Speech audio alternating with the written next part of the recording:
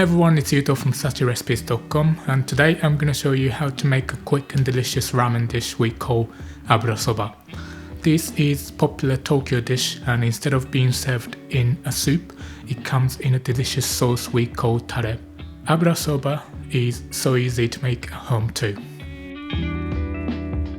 Before we get started, I'm going to start boiling the water for my noodles. Turn on the heat to a medium-high setting, and while we wait for that to boil, we can prepare our tare.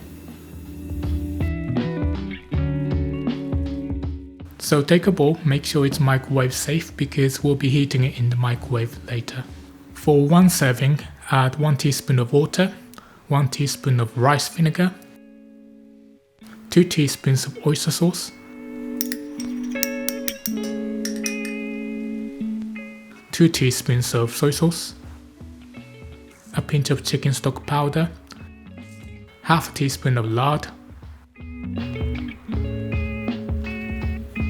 half a teaspoon of garlic paste, quarter teaspoon of light brown sugar, and about 1 teaspoon of sesame oil.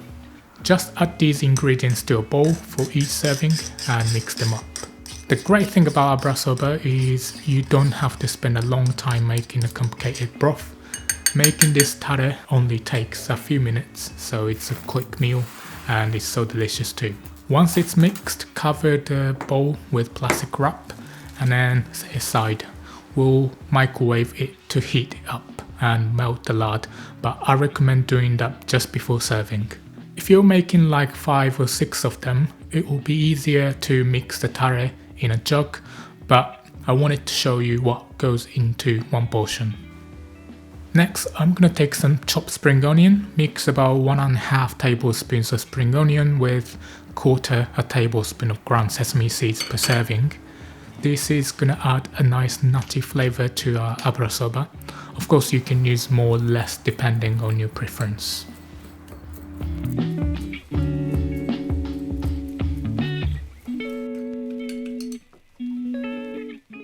Okay, now that my water is boiling, I can add my noodles. I'm using thick ramen noodles here and they only take a few minutes to cook. If you use dried noodles, they'll take a bit longer, and actually you can even use spaghetti. I have a video on my channel showing a cooking hack for how to turn spaghetti into ramen like noodles, so check it out if you can't find ramen noodles near you. The main thing to know here is that when your noodles have about 2 minutes left of cooking time, that's the best time to microwave your sauce. My noodles are close to being done, so I'm going to microwave the bowl for a minute at 600 watts. Bear in mind that if you're making multiple portions in a jug, it will need a bit longer. Okay, once it's heated through, take off the plastic wrap and place the noodles on top of the sauce. Now we're going to add some toppings.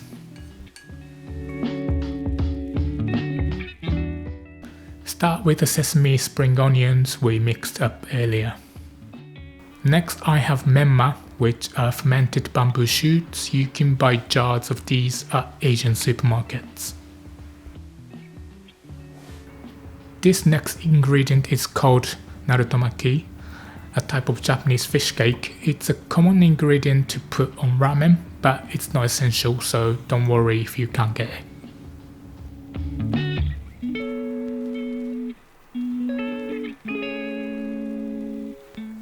Now I'm adding a couple of pieces of chashu. Chashu is a typical ramen topping made with braised or simmered pork belly.